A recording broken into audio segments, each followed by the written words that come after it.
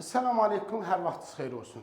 Yediğimiz kalbasanın tərkibində ət varmı? Kalbasanın içərisində demək olar ki, minimum və ya az belə bir üslubda hazırlanır. Kalbasanın tərkibində adətən dadlandırıcılar, Y kodları, sümük unu, nişasta, kraxmal və bir çox maddələr vurur ki, bu maddələr bizim sağlığımız üçün təhlükədir.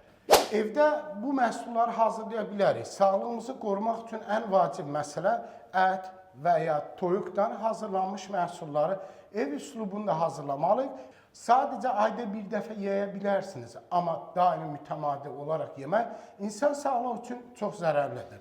Belə halda nə etməliyik? Məhsul alarkən etiketini mütləq oxumalıyıq. Etiketində yazılan məhsullarla tanış olmalıyıq. Əgər bu məhsulun tərkibində Y və ya digər maddələr mövcuddursa, bu məhsullardan uzaq durmalıyıq. Hətta tərkibində olan ət və ya toyuq hissələri və ya ət hissələri və ya inək yağı və ya camış əti dediyində bu məhsullar bilin ki, tullantı. Ekran qarşısında gördüyünüz bax bu toyuq dəriləri və toyuq tullantıları rəngləndirilir və dadlandırılır, bizə kalbasa və saska hazırlanır. Buna görə bu məhsullardan uzaq durmaq lazımdır.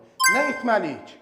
Mən özümə bunu borc bilib, sizlər üçün bu qidanın tərkib hissələrini araşdırmağa davam edirəm.